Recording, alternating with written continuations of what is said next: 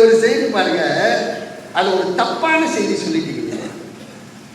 600 சகடத்து அடிசிலும் 100 குடங்களும் நுங்கினான், அவ்வளவுதான் சாப்பிட்டான்னு சொல்றாரு. தப்பு, அப்படி சொல்லாது. இது 600 வண்டியில சாப்பாடும் 100 10,000 கல்லும் குடம், 10,000 குடத்துல கல்லு, இதெல்லாம் குடிச்சா பாருங்க, அப்பதான் பசிக்கவே ஆரம்பிச்சது. அப்ப எனக்கு அப்பதான் பறிக்க ஆரம்பிச்சா என் சாப்பாடு எப்படி இருக்கும்? ஒண்ணு சொல்லட்டுமா? அவர் சொன்னாரு புலனடக்கம் இல்லை அப்படின்னு. ஒண்ணு நல்லா தெரிஞ்சுங்க, உலகத்திலேயே புலனடக்கம் எப்ப தெரியுமா வரும்? எவன் ஒருத்தன் ஒழுங்கா தூங்குறானோ அப்பதான் வரும். தூக்கத்துல கனவுலாம் வரும்னு சொல்லுவாங்க. அதுதான் சொல்ல வரப்போறேன். இந்த உலகத்திலேயே நல்லவன் யாருன்னு கேட்டா, எவன் தூங்குறானோ அவன் தான் நல்லவன். மற்றவன் அத்தானத்தோடும் மாற்றணும். ஏன் தெரியுமா? தூங்கும் போது மட்டும்தான் அடுத்தவனுக்கு தீங்கு வைக்க மாட்டேங்கிறான். முழிச்சுக்கிட்டான், எப்படா அடுத்தவன் போவான்னு நடத்தான். இப்ப சொல்லுங்க, இந்த 2 பேரை விட நான் பெரிய ஆளா அவங்க பெரிய ஆளா? வழக்கறிஞர் அவர்களே, யார் நல்லவர் என்பது அல்ல கேள்வி, யாருக்கு மிக பொருத்தமான பட்டமாக வீரன் என்கிற பட்டத்தை கொடுக்கலாம் என்பதுதான் கேள்வி. அதான் வீரம்னு தூக்கத்தை வச்சா அதுலயும் எங்கால் தான் பெரியார் வீரன்.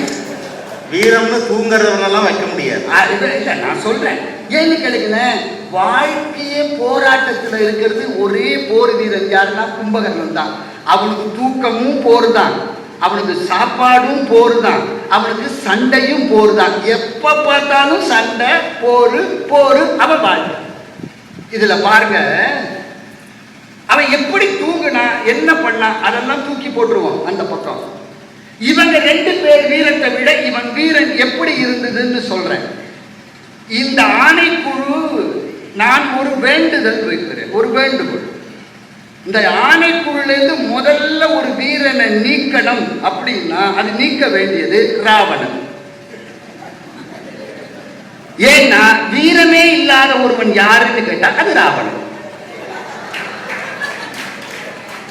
என்ன இப்படி சொல்றேன்னு நினைக்காதீங்க. முதல் நாள் வீரம் போச்சு அவனுக்கு. முதல் நாள் போர்க்களத்துக்கு போன உடனேயே அவன் வீரம் போயிடுச்சு. அப்புறம் அவன் வீரன் இல்லை. ஏன் தெரியுமா வீரன் இல்லைன்னு சொல்றேன்? முதல் நாள் போர்ல சண்டை போட்டுட்டு திரும்பி வருகிறான். இப்பொழுது பேசுகிறான் கம்பன். எப்படி? வாரணம் பொருதமார்ப்பும் வரையினை எடுத்த தோளும் நாரத முனிவர்கேற்ப நயம்பட உரைத்த நாவும் தாரணி மௌலி பத்தும் சங்கரன் கொடுத்த வாழும். அடுத்தபடி ரொம்ப முக்கியம், வீரமும் களத்தே போட்டு வெறும் கையோடு இலங்கை போனான். முதல் நாளே வீரம் அவுட்டு. அதனால ஆணைக்குழுல முதல்ல நீக்க வேண்டியது யாருன்னா ராவணன். என்ன சில சமயங்கள்ல தோல்வி தழுவுகிற கட்சி நல்ல வக்கீலுக்கு கிடைச்சிடும். கம்பவாரத்துக்கு இப்ப அது மாதிரி கிடைச்சது. அவன் மட்டும் இல்ல, ராவணனே சொல்றான். யாருக்கிட்ட? மாலியவன்கிட்ட சொல்றான். இந்த ராமன் இருக்கான் இல்லையா, அவன் அம்புனால என் மேல அடிச்சான். அவன் அம்புனால என் மேல அடிச்சது எப்படி தெரியுமா இருந்தது? வீரத்தோட இருந்ததா? இல்லை, வீரத்தோட இல்ல மாமா. அன்னைக்கு அயோத்தியில கூனியினுடைய அந்த முதுகுல அந்த கூன் போகிறதுக்காக சின்ன மண் உருண்டையை அடிச்சா இல்லையா, அப்ப எப்படி இருந்ததோ அது மாதிரி என்ன வில்லால அடிச்சான். சினம் உண்மை தெரிந்ததில்லை, அதுல சினமே தெரியலையே. சினமே தெரியாமையே இந்த அடி ராவணன் வாங்கியிருக்கான்னா அது வீரமா? அப்ப முதல்ல நீக்கணும்னா ராவணனை தான் நீக்கணும். இந்திரஜித்து அப்பாக்கு புள்ள தப்பாம பிறந்திருக்கு. அவர் என்ன சொல்றாரு? நான் மாறி மாறி பேசுவேன். ஒண்ணு நல்லா தெரிஞ்சுங்க, யாருக்கிட்ட முரண்பாடு இருக்கோ அவன் தான் அழகானவன். சிரிக்கிறீங்க? இல்ல, வீரன் யாருக்கு பட்டம் கொடுக்கலாம் கொடுக்கலான்னு கேட்டா முதல்ல நான் நல்லவன் நீங்க, ஆமா. இப்ப நான் அழகானவன் வேற சொல்றீங்க. ஆமா. கும்பகர்ணன் வீரன் எப்ப சொல்ல போறீங்கன்னு பாத்துட்டு பாருங்க.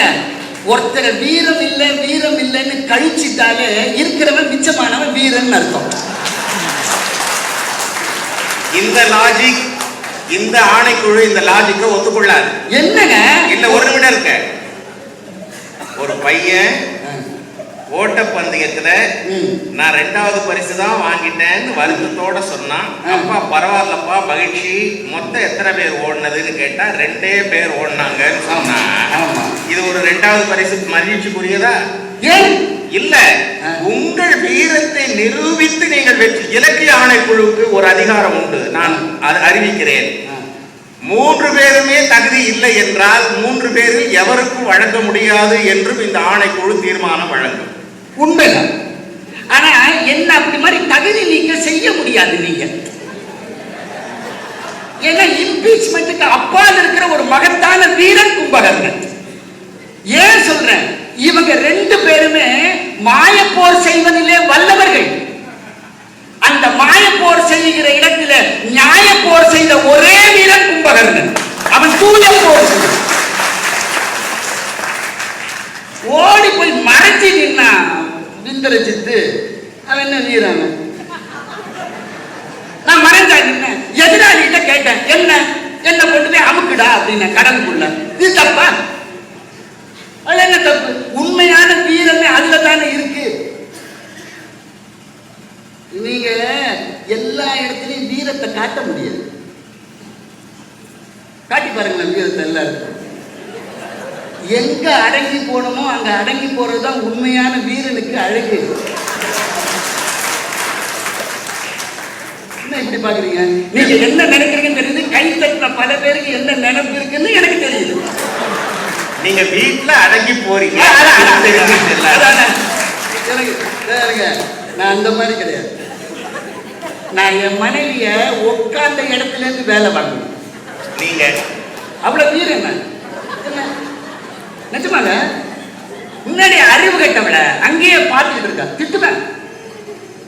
உங்களுக்கு ஆச்சரியமா இருக்கு, இதெல்லாம் நம்மளால செய்ய முடியலையே அப்படின்னு நினைக்கிறேன். நான் திட்டுவேன். முன்னாடி அறிவு கட்டவிட மச்சம் நின்றுகிட்டே இருக்கேன். எப்போ நான் கொல்ல பக்கம் போய் பின்னாடி உட்காந்துக்குவேன்.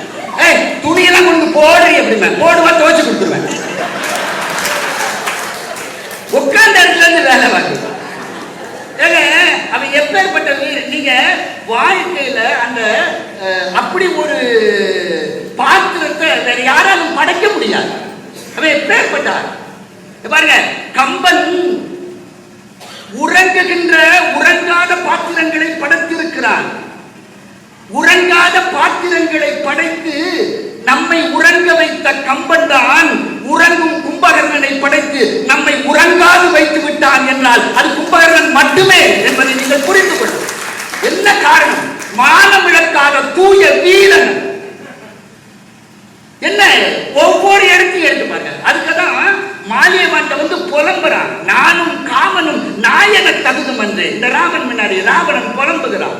அப்ப மகோதரன் வருகிறான். மகோதரன் சொல்கிறான், உலகத்துல வென்றவர் தோற்பர், தோற்பவர் வெல்வர். இது உலகத்தோட இருக்கடா.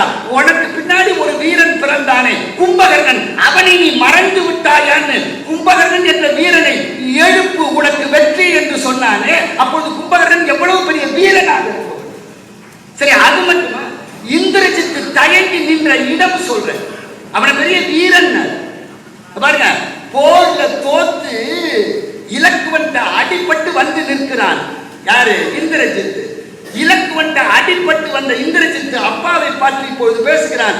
ராமனை பார்த்து, அப்பா, இது நாள் வரை நான் உன்னை நினைச்சிருந்தேன், இப்ப என் நினைப்பு மாறி போச்சு. இந்த இலக்குவன் இருக்கிறானே, நிலம் செய்து விசும்பும் செய்து நெடிய மால் படை நின்றானை வலம் செய்து போயிற்றென்றால் உலகம் ஒன்றும் எப்போ சலம் செய்யும். உலகம் ஒன்றும் இலக்குவன் முடிப்பன் தானே. நான் கேட்கிறேன், இங்க பாருங்க. வீரத்துல இதோட வீரத்துல எப்படி வித்தியாசம்னு சொல்றேன். எப்பொழுதுமே நன்றாக தெரிந்து கொண்ட ஒன்றை தெரிஞ்சேன்னு சொல்லிட்டு போர்க்களத்துக்கு போறதுதான் வீரம். அடிபட்டு வந்ததுக்கு அப்புறம் இது இப்படின்னு சொல்றது வீரம் கிடையாது. உத வாங்கிட்டு வந்துட்டு நான் அப்பவே சொன்னேன் அப்படின்லாம் பேசக்கூடாது. கும்பகர்ணன் உத வாங்கிறதுக்கு முன்னாடியே அங்க போனா உத விழும்னு சொன்னான். நான் சொல்றது உங்களுக்கு விளங்குதா? இந்த பாரு, ராமன்ட்ட வச்சுக்காது, போனா அடிப்பான். வென்று இவன் வருவன் என்று உரைக்கிலன் விதி நின்றது, பிடர் பிடித்து உந்த நின்றது. இப்ப பாருங்க, அவன் எதிராளியா இருக்கலாம், ஆனால் அவன் ஒரு நல்ல பகைவன். நாம போனா அவன் நம்மளை அடிப்பான். ஏன் தெரியுமா? நம்மகிட்ட நியாயம் இல்லை. கும்பகர்ணன் சொன்னான், இந்திரஜித்து சொன்னானா, போனா இலக்கு வந்து